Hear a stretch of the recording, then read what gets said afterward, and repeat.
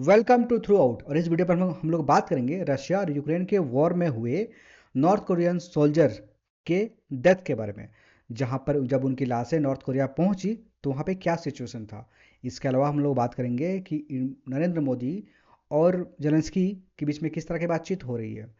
उसके बाद हम लोग यहाँ पे इस बारे में भी बात करेंगे कि इंडियन कितने सोल्जर रशियन की तरफ से वो यूक्रेन वॉर में शामिल थे। तो ज़्यादा लेट नहीं करते हैं, स्टार्ट करते हैं। लेकिन उससे पहले अगर आपने चैनल को अभी तक सब्सक्राइब नहीं किया है तो जाकर सब्सक्राइब कर लो। और अगर कोई भी किसी भी तरह का कोई सजेशन है तो नीचे कमेंट बॉक्स में ज़रूर हमें दीजिएगा, क्योंकि उससे हम लोग नेक्स्ट वीडियो में काफ़ी कुछ इम्प्रूवमेंट कर सकते हैं। तो सबसे पहले हम लोग देखते हैं कि इस वीडियो को। families, middle-aged इस वीडियो में यूक्रेन में मारे गए नॉर्थ कोरिया के सोल्जर की बॉडीज़ है, जो रशिया से सीधा नॉर्थ कोरिया को भेजी गई है। party workers, national broadcasting station TV supporters, the story of the Korean People's Army asking for treatment, the story of asking for one's virtue in the arms of Pauli, who did not receive the orders of the covered by the warriors on the road far away, his mother, officers, soldiers, our souls.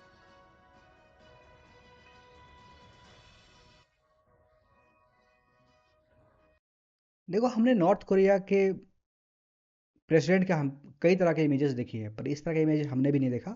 और दूसरी बात, आप सभी को पता होगा कि north Korea और रशिया के बीच में एक मिलिट्री ट्रीटी है, जिसके तहत नॉर्थ कोरिया ने अपनी मिलिट्री रशियन के सपोर्ट करने के लिए यूक्रेन भेजी थी।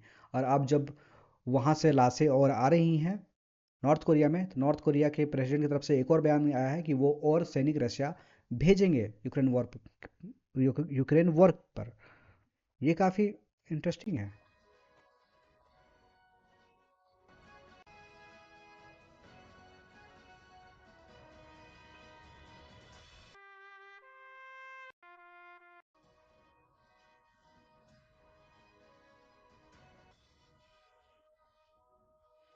The flow of अब इस तरह की फुटेज आपने इंटरनेट पे शायद कभी नहीं देखी होगी, मैंने भी नहीं देखी थी। पर आप किम जोंग को चाहे कुछ भी बोल सकते हो, आप चाहे उसे डिक्टेटर बोल सकते हो, चाहे आप, हालांकि कई सारे ऐसे वर्ड्स हैं जो मैं इंटरनेट में बोल नहीं सकता, नहीं तो वीडियो की रीच ही डाउन हो जाती है।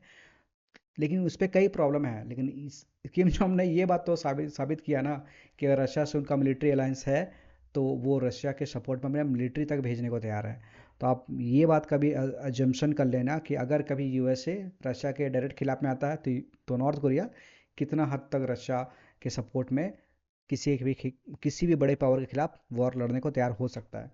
इसके अलावा आप सभी को पता होगा कि पीएम की तरफ से जेलेंस्की को और जो यूक्रेन के जो इंडिपेंडेंट डे है उसके तरफ से एक नोट्स भेजा गया था।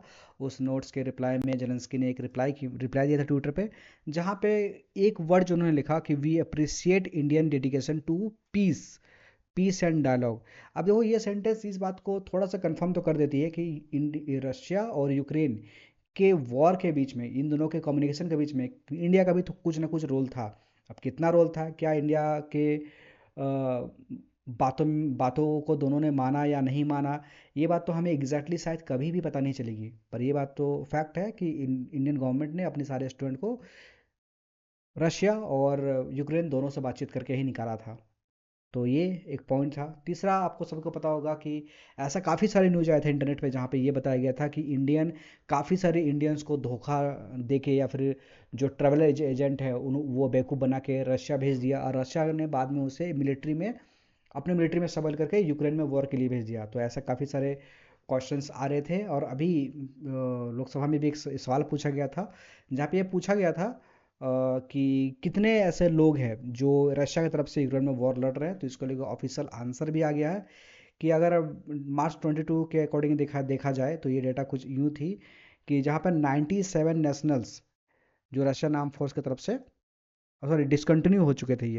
ये डेटा मैंने मिस कर दी, यहाँ पे नहीं था, देखिए ये था 12 Indian fighting for Russian army in Ukraine kill, जो कि उस टाइम की बात है। आज ही की ये रिपोर्ट है, 16 मिसिंग थी। और इसके अलावा भी कई सारे और रिपोर्ट्स थे जहाँ पे ये भी बताया जा, एक रिपोर्ट तो ये भी आ रही थी कि रशिया ज़बरदस्ती बहुत सारे इंडियंस को अपने आर्मी में शामिल कर रही है। हालांकि इस पर काफ़ी ज़्यादा मिक्स रिएक्शन है, क्योंकि वैसे वैसे रशियन जो वो काफ़ी सारे इंडियंस ऑलरेडी रशिया में रशियन सिटीजनशिप ले चुके हैं। तो वैसे इंडियंस को ऑब्वियसली रशिया ऐसा करा सकता है। लेकिन इसके बाद भी हमारे काफ़ी सारे इंडियन गवर्नमेंट की तरफ से भी रशिया को प्रेशर किया था कि इस तरह से इंडियंस को ज़बरदस्ती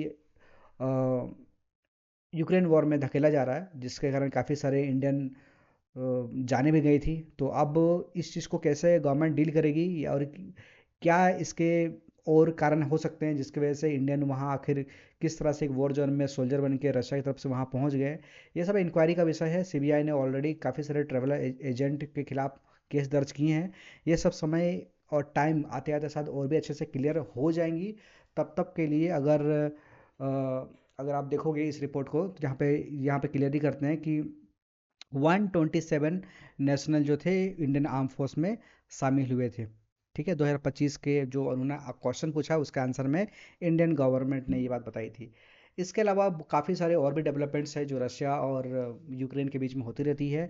इंडिया के इसमें रोल क्या है, जबकि आपको पता है कि इंडिया का रोल इसमें ऑलरेडी पीस पीस मेकिंग के तौर पे निभाने की कोशिश तो है, पर एक्चुअली हम लोग भी नहीं कर पा रहे हैं शायद।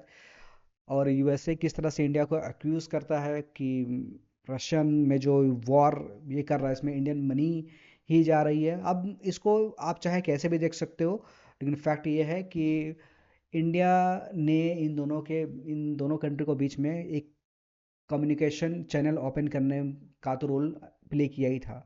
तो ये वीडियो को हम लोग यहीं पे वाइंड अप करते हैं। और अगर आपको ये वीडियो पसंद आई तो आप लाइक कर सकते हैं। अगर कोई भी मन में थॉट्स है तो नीचे कमेंट करके हमें बता सकते हैं। और चैनल को सब्सक्राइब करना ना भूलिए, न्यू चैनल है, आप ही के हेल्प से ग्रो होगी आहिस्ता आहिस्ता। और हम लोग अपन जो मैं आगे टॉपिक्स को भी और अच्छे से क्लियर करूँगा। और आपको पता है क्योंकि मेरे रिकॉर्ड करने में भी थोड़ी सी भी प्रॉब्लम आ रही है, थोड़ी सी कैमरा एंगल में भी प्रॉब्लम है, लाइटिंग में भी इशू है, और यहाँ तक कि जो क्वालिटी है वीडियो की वो उसमें भी थोड़ी सी इशू है, जो कि हम लोग आगे धीरे धीरे धीरे रिजॉल्व करेंगे। और बस आप लोग का सपोर्ट चाहिए। और इसी के साथ इस वीडियो को हम लोग करते हैं ख़त्म। बाकी जय हिंद, आप सभी के साथ मिलते हैं एक और नए बेहतरीन वीडियो के साथ। तब तक के लिए खुश रहें।